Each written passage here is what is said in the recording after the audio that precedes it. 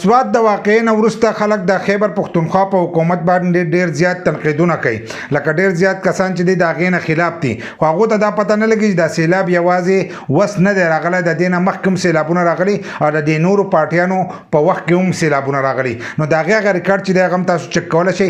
د پی ډي ایم په وخت کې هم راغلی، اوس چې کوم د دې نه مخکینی حکومت او پی ډي ایم چې ټول پارټیانو چې په یو ځای وي او حکومت یې اخیسته، نو د هغو په وخت کې چې دی هم سیلاب راغلی. نو په هغه وخت کې کم کارونه شو. دغه ځای کې د بدلې ستنې دی، ایوب برج دی، په هغې باندې د بدلې ستنې دي، هغه یې وړې وې. نو هفته یوه نیمه چې دی بدلې نه وه، لکه کابل تحصیل ته چې دی غونډ تحصیل ته بدلې د دې د لاسه نه وه چې هغې له بیا کیبل یې راوړې، د هغې سره تصویران ویډیوګان چې دی دا جوړ کړل. په دویمه درېیمه ورځ باندې چې دی بیا هغه کیبل یې ویوړې، اوس هم هغه پل چې دی هغه شانتې پروت دی او هغه ستنې چې دی بیا یې په هغه اوبو کې نالې کړلې. نو دا د هغو کار و چې یو هفته بدلې نه وه او کسان هم په هغې کې وړی شوي یا به نه، د هغې راته پته نشته. خو د دې نه مخکې یو بل حکومت و د نیشنلیانو چې هغه ډېر زیات په پی ټي آی باندې تنقید کوي. نو په هغې کې چې راغلو، په هغې کې په زرونو خلک چې دی دا وړو، پلونه یې پکې وړو. نو یو پل دی دغه ایوب برج دی، کوم ځای کې چې دا واقعه راغلې ده دغه پل دی. دا پل 15 کاله 15 کاله چې دی دا پروت و، ځکه په وخت کې خو زه ښکته وم 2010 سره د کارېږي، زه به بهر ملک وم، خو چې رالمه نو 2-3 کاله چې دی بیا هم دغه پل وران پروت و.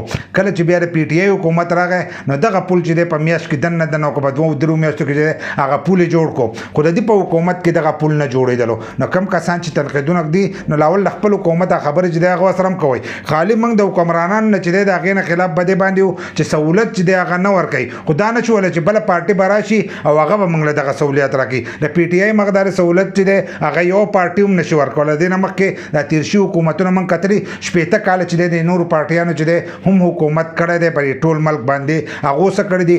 بله ورځ په پنجاب په پنډۍ کې کومې اوبه راغلې وې، نو ټول روډونه چې دی ډب ولاړ وو. هلته د مسلم لیگ حکومت دی او دا ټول ځي مسلم لیګو له ووټ ورکوي. هغه خپل پنجاب چې دی دا برابر نه کړو چې د وخت نه د هغو حکومت به دغه ځای باندې راځي، هم وزیر اعلی د هغه زیږي او هم وزیر اعظم چې دی هغه د هغه زیږي، د هغې هر سره چې دی دا برابر نه شو. نو یوازې په پی ټي آی باندې چې دی تنقید مه کوئ، دا نورو پارټیانو چې دی دا هم دي. او دا یوه حادثه راغلې وه چې په هغې کې 17 کسان چې دی مړه شوي او داسې نور هم ډېر مړه شوي دي. خو د دې سره چې دی ډېر زیات ظلم شوی دی، ځکه چې د مور پلار د مخې چې دی بچی وړی کېږي، دغه شانتې خویندې وروڼه چې دي دا د خلکو د مخې وړی شوي دي. نو د دغه واقعې باندې چې دی خلک خفه دی ډېر زیات و، خو مقامي خلک نه و که نه، دغه کسان چې دی دا هم بچ شو، خو بل د هغو وخت هم پوره و، هغو ته وینا هم شوي وه، خو بیا هم هغه په هغه اوبو کې پساو شو. نو په دغې باندې چې دی خالي یوازې په پی ټي آی باندې تنقید مه ږدئ چې پی ټي آی حکومت ختم شي، د دې نور راشي نو دا ملک به برابر شي. په دې نور هم نه برابرېږي، هغه به هم دغه شی د هغې نه لا دي چې دی ګزاره کوي.